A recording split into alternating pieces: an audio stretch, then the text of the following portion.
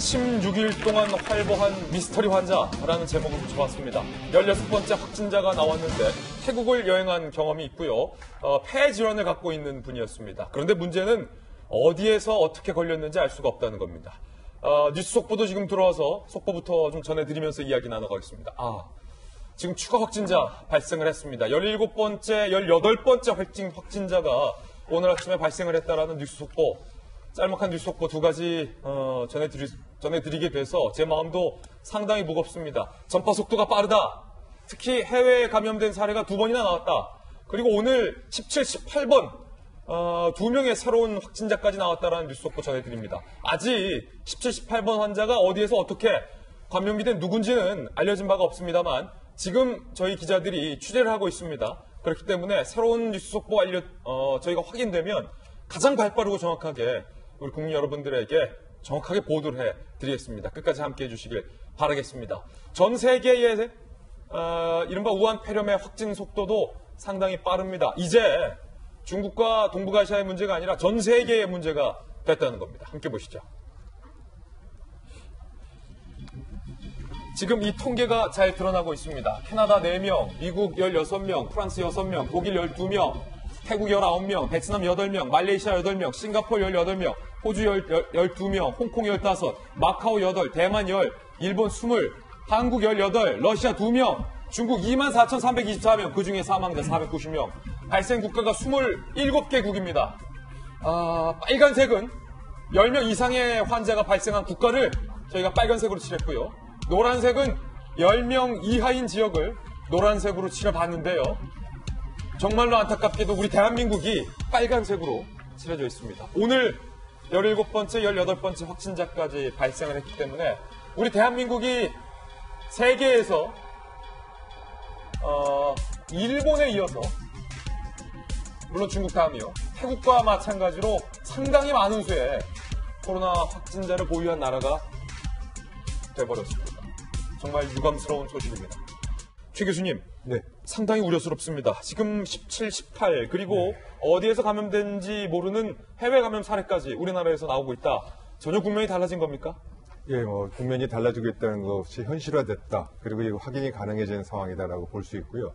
우선 그 16번째 환자분께 위로의 말씀을 먼저 드리고요. 최선의 치료가 될 거라고 믿고 있습니다. 예.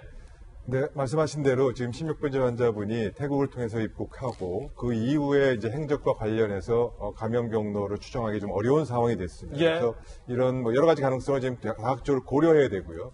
그 결과, 즉 태국에서 감염된 것인지 이동 경로에서 감염된 것인지 혹은 지역사회 내에서 감염되신 건지에 대한 결과에 따라서 방역 대책과 이런 부분들도 포인트가 달라져야 되는 시점에 왔다. 그렇게 판단하시면 되겠습니다. 예. 지금 뉴스 속보 전해드리고 있는 가운데 16번 환자의 감염 경로가 미스테리라는 겁니다. 오리무중 알 수가 없다는 겁니다. 질병관리본부 측의 이야기부터 한번 듣고 오겠습니다. 태국이라고 특정하기는 현재로서는 어렵고 태국으로부터도 접촉자가 있으면 저희한테 통보를 해주시는데 아직은 통보받은 게 없습니다. 16번 환자인 경우에는 저희가 판단을 해도 이상한 점이 많기 때문에 질병관리본부가 표현을 했습니다. 우리가 봐도 이상하다. 어디서 감염됐는지 미스터리라는 겁니다. 그런데 문제는 이 미스터리한 환자가 16일 동안 우리나라를 활보했다는 겁니다. 함께 보시죠.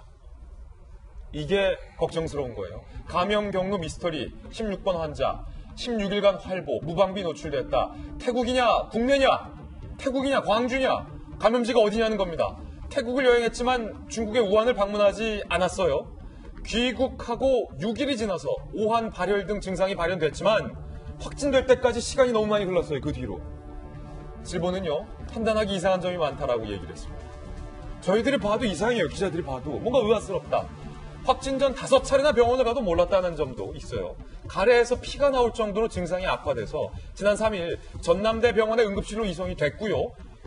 응급실로 이송되기 전 5차례나 병원을 갔지만 확진 판정을 받지 못했다는 겁니다. 폐암 병력이 있었기 때문에 의심 환자에서 제외됐다. 이 부분이 좀 아쉽습니다. 병원 내에서의 감염 가능성까지 현재 제기가 되고 있는 상황입니다. 이 때문에 16번 확진자를 진료했던 광주 21세기 병원이 통째로 이른바 코호트 격리가 처음으로 됐다는 점도 상당히 우려스럽습니다. 코호트 격리, 병원을 폐쇄하고요. 의료진까지 전원을 격리하는 겁니다. 병원과 의료진 모두, 의사, 간호사 모두, 건물도, 인원도, 의사도, 간호사도 전원을 격리하는 조치입니다. 극단적인 조치죠.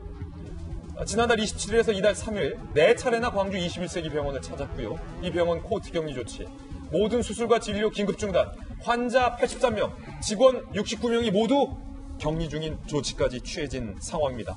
최 교수님, 네. 만약에 현재로선 단정할 수 없지만 태국에서 걸렸을 가능성과 이분이 지금 광주 지역에 사시기 때문에 광주에서 걸렸을 가능성 둘 중에 어느 쪽이 그나마 더 가능성을 볼 수 있습니까? 단정할 수는 없지만. 현재로서 어디가 더 높다고 가능성을 판단하기 좀 어렵고요. 그런 판단하는 거는 지금 곤란합니다. 다만 두 가지 방식, 오염 경로에 따라서 특정한다면은 이제 감염에 대처하기 위한 그 방식은 좀 앞으로 달라져야 되는 점에서 후자, 즉 지역사회 감염에 대한 문제가 대처하기 좀 어려울 것 같다는 생각이 듭니다. 만약에 광주에서 감염이 된 사례로 나중에 나온다고, 이거 가정입니다. 네. 가정을 한다면 상황이 어떻게 달라졌다는 의미예요? 예, 아시다시피 거미업계에서 걸르는 방식은 이미 이 국가 간의 감염이 지금 보편화되고 있다라는 그거에 대해서 이미 알고 있었고요. 그에 대한 대처를 하고 있고, 이 지역사회 감염에 대한 부분은 지금과 같은 방식에서는 이 검역 방식은 이제 통하지가 않습니다. 수력적으로 바꿔야 됩니다. 지금까지는 우한 지역만 방문했다거나 또 이제 중국 지역을 방문했다는 이런 부분이 아니고 발열과 감기 증상이 있다면 모든 사람은 필요하다면 이 확진 검사를 받을 수 있는 전방위적인 체제로 가는 것이 바람직하고요. 또 사실 반대로 뒤집어서 얘기하면 여태까지 그렇게 검사 안 했기 때문에 지역사회 감염에 대한 우려가 얼만큼인지 모르고 있던 거라고 보는 게 더 정확합니다.